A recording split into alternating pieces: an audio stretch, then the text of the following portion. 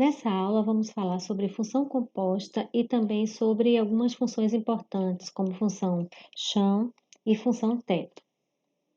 Tá?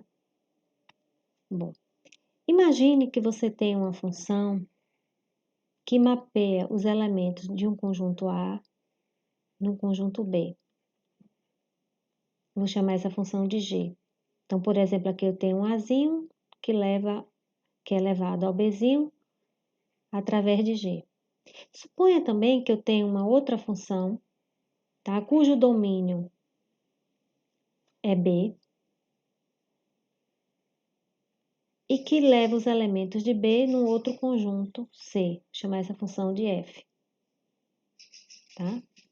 Então, por exemplo, leva o Bzinho a C. Eu posso construir uma função a partir dessas duas. É o que a gente chama de composição de funções. Que pode pegar o Azinho e levar ele diretamente, olha, ao C. Tá? Eu vou chamar essa função de F composta com G. Então, F composta com G de A é F de G de A. Ou seja, eu aplico o G primeiro. Vamos ver aqui, ó. F composta com G de A vai ficar igual a F de G de A. Mas nesse nosso exemplo, quem é G de A? G de A é B. Então, vai ficar igual a F de B. E quem é F de B? É C. Então, F composta com G de A, olha, diretamente de A para C, vai ser, eu mapeio A em C, como se fosse um atalho. Então, essa é a definição de função composta. Eu queria chamar a atenção aqui para um detalhe.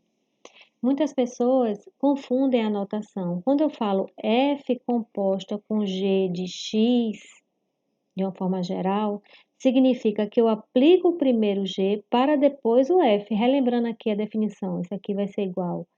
Eu vou aplicar o G em X, pegar esse resultado e aplicar o F. Beleza?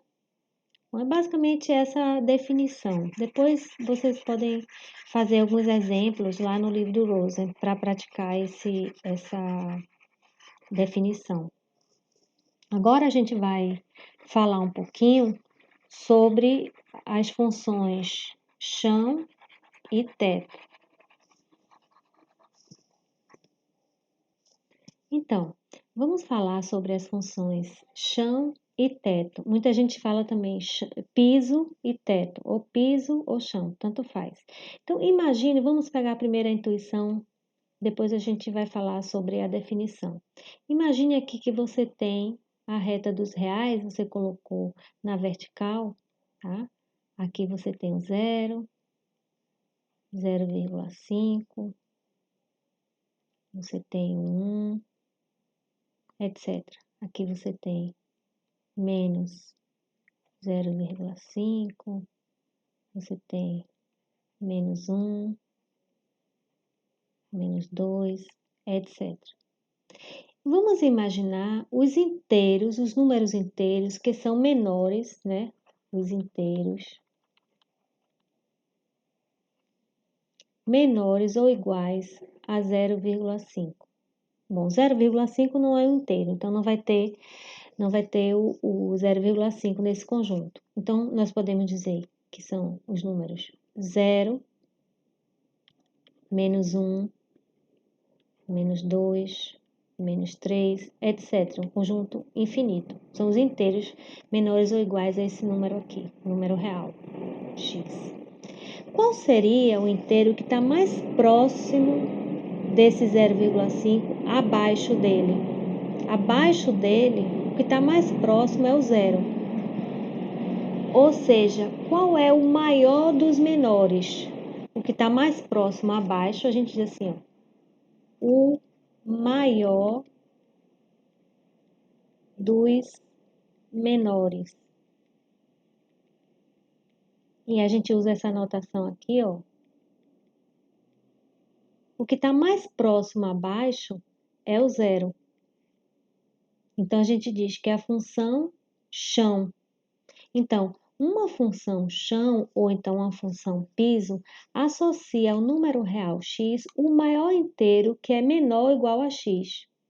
Ou seja, qual é o maior dos menores? O que está mais próximo abaixo é o zero. A notação ajuda. Por outro lado, se eu pegar aqui, olha, quais são os inteiros? Os inteiros maiores ou iguais a 0,5. Então, se eu pegar aqui a reta, então vai ser 1, 2, 3, 4, vai subindo aqui, né, para o infinito. Então, aqui está o 0,5, em algum lugar aqui. Qual o inteiro que está mais próximo acima do 0,5? É o 1, né? Olha aqui. Então, o 1, na realidade, é o menor dos maiores. Ou seja, o que está mais próximo acima. Então, a função, nesse caso, é conhecida como a função teto.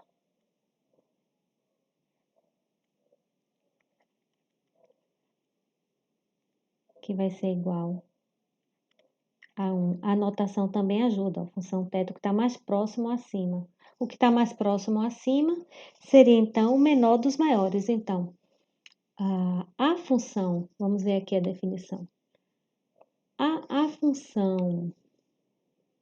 A função teto associa ao número real x o menor inteiro que é maior ou igual a x, ou seja, o menor dos maiores.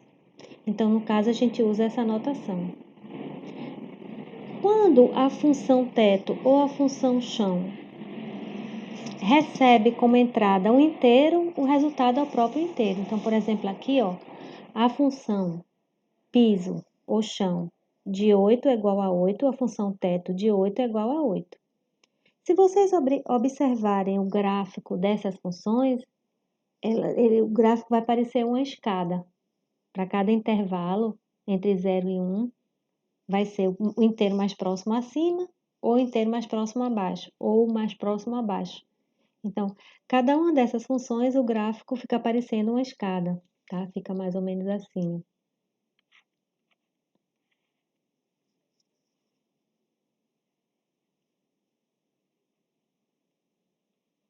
Aqui, 0, 1, etc. 2. Então, nesse caso, aqui seria da função piso. Depois vocês dão uma olhadinha lá no livro do Rosen, que tem o gráfico dessas duas funções, tá? Então, no nosso caso aqui, a gente está interessado mais no conceito da função, o significado, tá? Então, veja aqui, olha, por exemplo, que qual é o inteiro que está mais próximo abaixo de 3,1? É o 3. O que está mais próximo acima de 3,1? É o 4. Tá certo? Então, é isso.